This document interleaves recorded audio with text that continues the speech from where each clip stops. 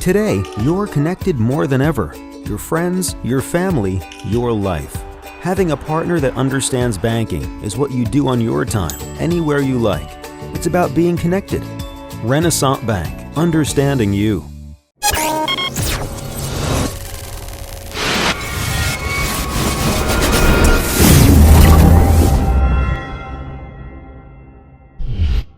Sponsored by Renaissance Bank.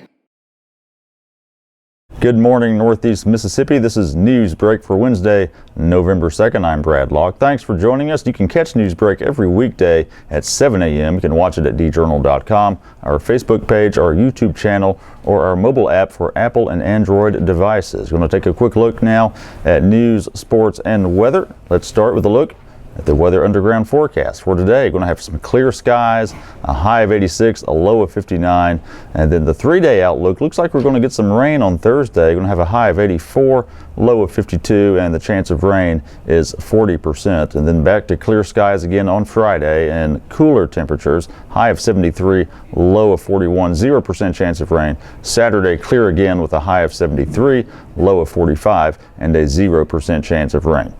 Okay, let's take a look now at some of the top stories today from the Daily Journal and djournal.com. Students at Tupelo Middle School now have the opportunity for some hands-on experience while learning the basics of broadcasting. Thanks to a $9,700 grant from the Association for Excellence in Education, the school has purchased equipment for students to use for producing a show. The class, taught by Amy Johnson, was first offered last year, but this is the first time students have produced a broadcast news program. They produced their first WTMS show last week and are working on another this week. Johnson said the first show was a learning process as students worked on asking good interview questions, speaking at an intelligible pace, and cutting video footage together.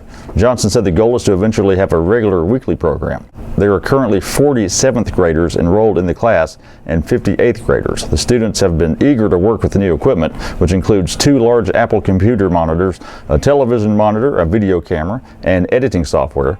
Ryan Kuhn, assistant teacher for the print and production class, said many students want to move beyond the basics and learn how to use more advanced equipment. A group of Tupelo High seniors are trying to have a little fun while also serving the community. Dakin Reed, Josh Martin, Brandy Reynolds, and Rachel Dudas will host an event on Thursday night to raise funds for college scholarships. The event will be held at the Tupelo Farmers Depot and will feature food and live entertainment. It serves as a senior project for the 4 Tupelo students. Their hope is to raise enough money to provide scholarships for 2 or 3 THS seniors in the Boys and Girls Clubs. The senior project is a yearly requirement for the THS graduating class that focuses on community service. Thursday's event starts at 7 p.m. and tickets are $25, $10 for students. Food will be provided by Park Heights and South, and 2-drink minimum will provide live music. Reed said the group hopes the event becomes an annual tradition. She said they wanted to use the project to help their community, their school, and a great organization like the Boys and Girls Clubs. Senior pranks are a long-standing tradition among students finishing up their high school years, but things got out of hand at Houston earlier this week. Authorities are investigating a vandalism incident involving spray-painted graffiti and a dead deer at Houston High School. Police were called to the school around 11 p.m. Sunday with kids scattering as a patrol car pulled up. Police found a deer hanging above a walkway leading into the high school, as well as profanity spray-painted on the sidewalk and columns of the school. The case is being investigated by the Houston Police Department, and because the deer was shot out of season, the Mississippi Department of Wildlife, Fisheries, and Parks is also looking into it. No arrests have been made yet, but students were interviewed by police on Tuesday. Houston High has traditionally been a target for minor vandalism by senior students, but as Houston Police Chief Billy Voiles noted, quote, apparently it got out of hand this year. And in sports, as the high school football playoffs get underway this week for some teams, a new basketball season will quietly tip off. The hardwood action gets going Thursday with a handful of games, including Hickory Flat at Ingomar. The Ingomar girls are looking to defend their Class 2A state championship. The Lady Falcons return all 5 starters from that squad, including junior Mallory Russell, who averaged 13.3 points and 8.3 rebounds per game last season. Boonville's girls, led by senior Adalis Young, are also looking to defend their crown in 3A. And on the boys' side, Corinth is coming off a state championship in Class 4A and is led this year by junior guard Xavier Strickland.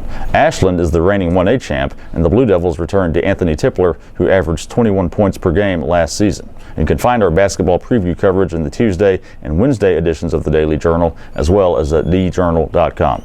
That's it for Newsbreak today. We do want to remind you of a couple of the podcasts we produce here at the Daily Journal. The Memo, all things Northeast Mississippi news and entertainment, 3 days a week with myself and W. Derek Russell every Monday, Wednesday, and Thursday. You can find new episodes in iTunes, your podcast apps, or at memo.djournal.com. And also Prep Rally, a high school sports podcast with myself, Gene Phelps, and Blake Morgan. The webcast goes live around 11 a.m. every Wednesday at djournal.com, and then the podcast version drops later in the day. Listen to it for free in iTunes, your podcast apps, or at preprally.djournal.com. And all the stories I talked about today you can find in your daily journal or at djournal.com. Follow us on Twitter at djournalnow. Give our Facebook page a like as well. That's it for Newsbreak today. We'll be back tomorrow. I'm Brad Locke. Have a good one.